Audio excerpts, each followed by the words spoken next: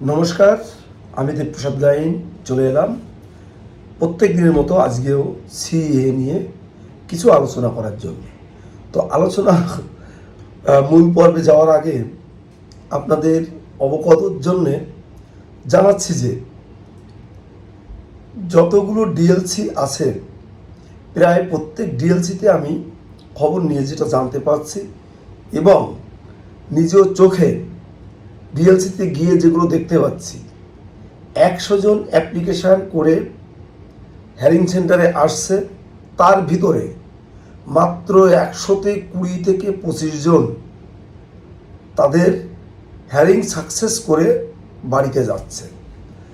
আর বাকি যারা ফেরত যাচ্ছে তাদের একটাই মাত্র কারণ, অ্যাপ্লিকেশান একেবারেই ভুলে ভরা অ্যাপ্লিকেশান। তো ভুলে ভরা অ্যাপ্লিকেশান করলে কোনো প্রকারে আপনারা এই হ্যারিং সেন্টারের থেকে উতরিয়ে আপনারা সেন্সার বোর্ড পর্যন্ত যেতে পারবেন না। একেবারে পথে ঘাটে যেখানে সেখানে দেখবেন ব্যাঙের ছাতার মতো বলছে সিএ করছি, সিএর অ্যাপ্লিকেশান করাচ্ছি। 3 মাস 4 মাস 5 মাস পরে যখন আপনাদের ডেট আসছে, হ্যারিং সেন্টার থেকে একেবারে মুখ গুমলা করে শুকনো মুখে আপনারা বাড়িতে ফেরত যাচ্ছেন।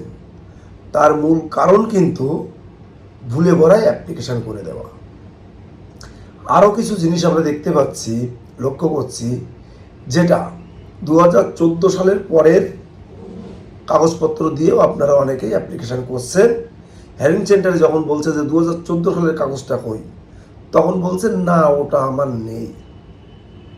হবে আইন বলে দিয়েছে 2014 সালের 31শে ডিসেম্বরের ভিতরে যদি কোনো ডকুমেন্টস থাকে আপনারা আবেদন করুন।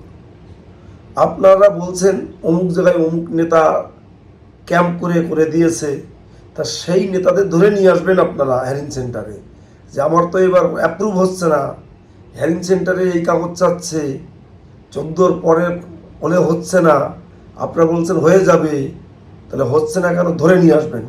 এসে এখানে হ্যারিং সেন্টারে এনে এখানে এই হ্যারিং অ্যাপ্রুভ করে তারপরে ওদের ছাড়বেন।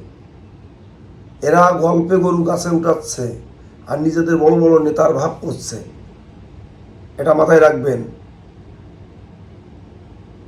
হতে পারে অনেক বড় নেতা, কিন্তু সিএ সম্পর্কে কতটুকু তার অভিজ্ঞতা আছে সেটা আপনারা যাচাই বাছাই করে বাজিয়ে দেখবেন।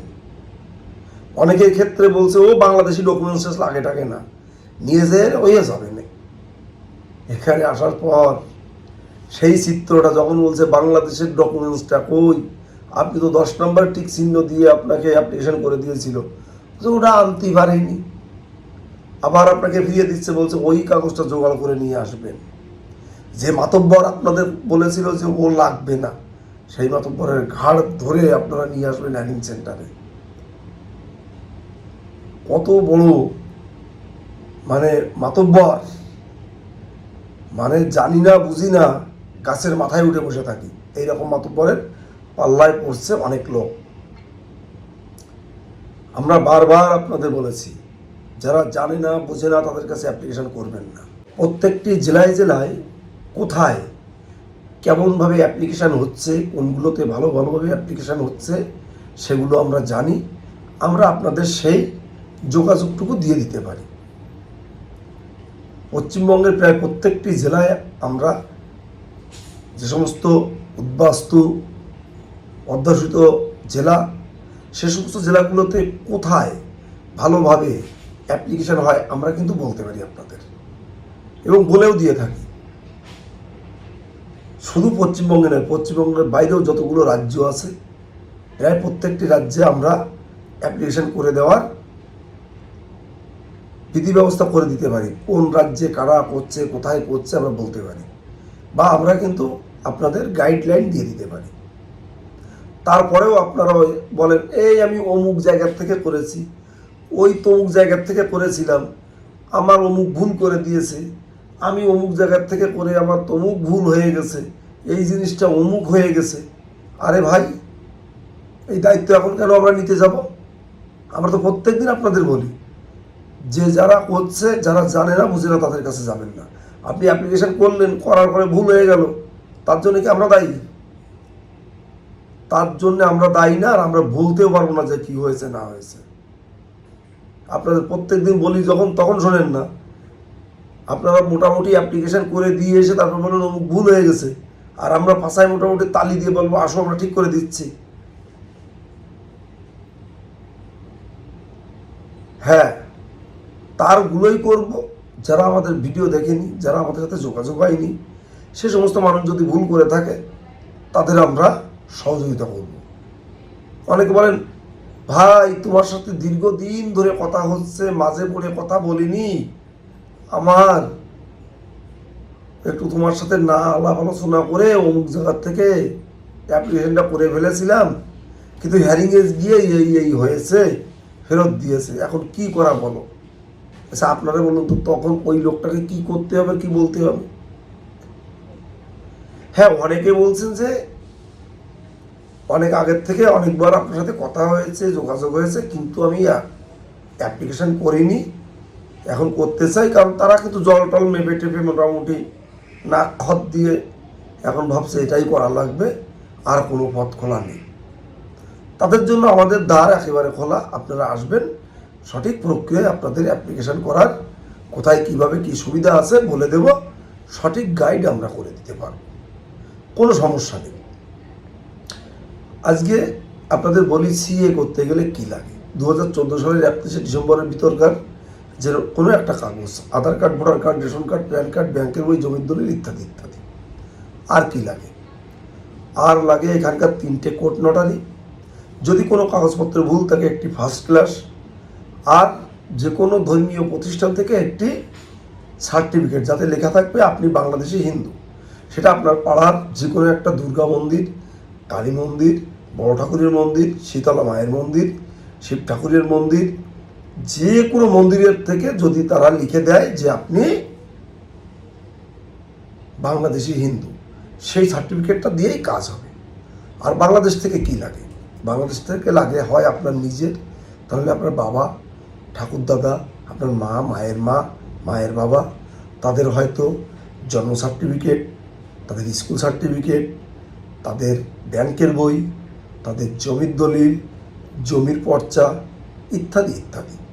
এ সমস্ত কাগজগুলো হলে আপনারা কিন্তু সিএতে আবেদন করতে পারবেন। কিন্তু ইতিমধ্যে দেখবেন আরেকটা সরকার নোটিফিকেশন জারি করেছে যে যাদের কাছে বাংলাদেশি ভ্যালিড অথবা ইনভ্যালিড পাসপোর্ট আছে, সেটা আছে কি নেই সেটা কিন্তু আপনাদের কোর্ট নোটারির মাধ্যমে জানাতে হবে। আর ইতিমধ্যে যারা অ্যাপ্লিকেশন করে ফেলেছেন, হ্যারিংয়ের ডেট আসছে, এসে গেছে, তাদেরকেও বলবো আপনারা হ্যারিং সেন্টারে যাওয়ার আগে অন্তত একটা কাজ করবেন, 1C1C-টা পরিবর্তন করবেন। 1C-টা পরিবর্তন করে ওখানে দেখবেন নির্দিষ্ট একটি ফরম্যাট দিয়েছে, সেই ফরম্যাটে আপনার বাংলাদেশি পাসপোর্ট আছে কি নেই এইটি কিন্তু আপনারা অবশ্যই কোর্ট নোটারি করে নিয়ে আসবেন।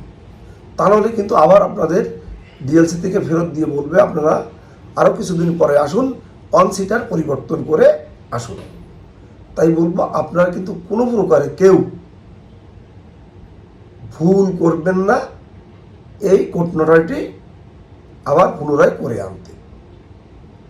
যাই হোক, আপনারা প্রত্যেক দিন যারা আমার এই ভিডিও বা আমার এই বক্তব্য একটু ধৈর্য সহকারে শোনেন, তাদেরকে বলবো আপনারা এই চ্যানেলের বক্তব্য শেয়ার করে দেবেন।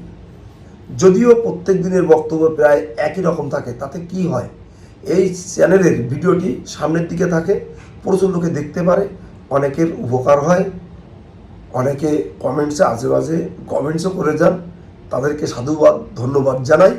তোমরা এখনও ঘেউ ঘেউ করো বলতে চাই না, তোমরা এখনও চটি চাটতে থাকো আর চটির ঘ্রাণ নিতে থাকো। তোমাদের আমরা কারা তোমরা আমরা চিনি জানি। যাই হোক, তো শহর বন্দর গ্রাম গঞ্জে যে সমস্ত মানুষ আমার এই প্রতিবেদন দেখলে এবং দেখছো, তাদেরকে বলবো চ্যানেলটি সাবস্ক্রাইব করো, শেয়ার করো। আর সবাই সুস্থ থেকো, সুন্দর থেকো, ভালো থেকো, এই কামনায় তোমাদের কাছ থেকে বিদায় নেব। তার আগে আমার পূজনীয় বয়োজ্যেষ্ঠদের চরণে রইল প্রত্যেক দিনের মতো আজকেও প্রণাম। আমার ফোন নাম্বার 9804682324।